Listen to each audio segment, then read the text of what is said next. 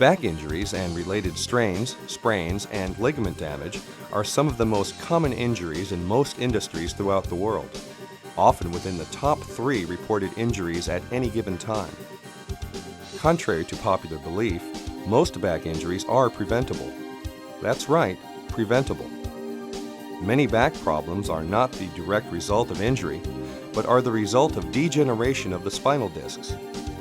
Over the years, through improper lifting, twisting, and bending, these delicate discs become worn and damaged and can cause extreme pain and affect your ability to perform your job and live your life the way you want to.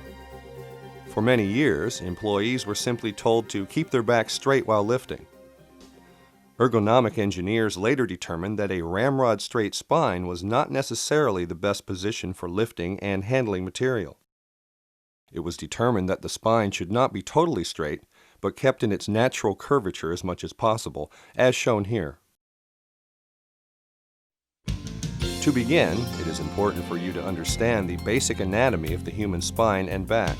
The following is a brief description of how the vertebrae, discs, and ligaments work together. Between each pair of vertebrae lies a flat, circular disc. The outer part of this disc is strong and hard. The inner part is soft in order to absorb shock to the spine during any movement. 2 ligaments run the length of the spine and help hold the vertebrae together. These ligaments expand as you stretch your body. There are also smaller ligaments between each vertebrae and also small muscles that span 2 or 3 vertebrae that allow the body to straighten up and lift objects. The abdominal muscles play a very important role in providing much needed support for the back when bending forward or lifting large and heavy objects. The primary objective when lifting anything, any size or weight, is to keep your back in its natural curvature. Bending the back pinches the discs and exerts tremendous pressure on one side of these delicate discs, which can cause them to break, tear, or leak. When this happens, you experience back pain. Ergonomics engineers have determined that there is a 10-to-1 ratio of back pressure to the weight of the load you are lifting. Using proper lifting techniques, a load that weighs 25 pounds exerts 250 pounds of pressure on your back.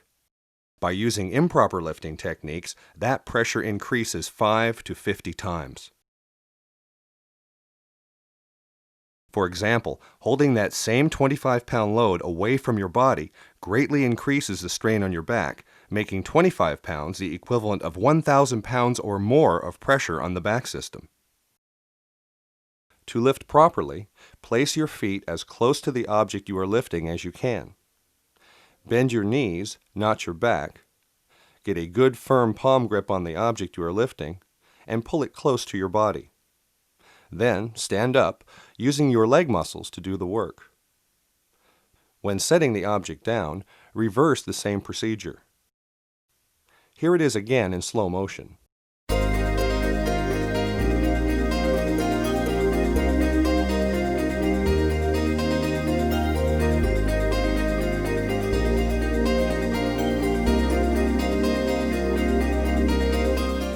When available, the use of forklifts, pallet jacks, and other lifting equipment can greatly reduce strain to the back when properly used. We've covered the basics, so let's consider the next level of back injury prevention. Here are some procedures and techniques you should consider before starting any lifting job or activity. Check the balance, weight, and size of the load to determine if it needs to be moved by team lifting, a mechanical device, or if it should be moved manually. You may not have to lift much at all. Ask yourself the question, should a hand truck, pallet jack, or forklift be used for moving items distances or where repetitive lifting and moving may be required? Make sure you can see over the load and observe your travel route. Check the route to be traveled to assure that there are no obstructions, uneven flooring, wet areas, or change of levels to prevent slips, trips, and falls. Whenever possible, use a free hand or the front of your legs for additional support when lifting items in awkward positions or when you can't get close to the item. This will greatly reduce the strain on your back, discs, and muscles.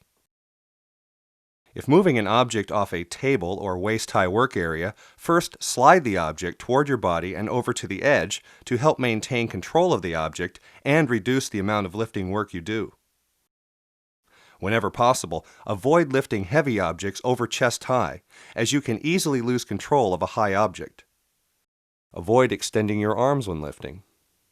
Your arms should be partially flexed while keeping the object close to your body.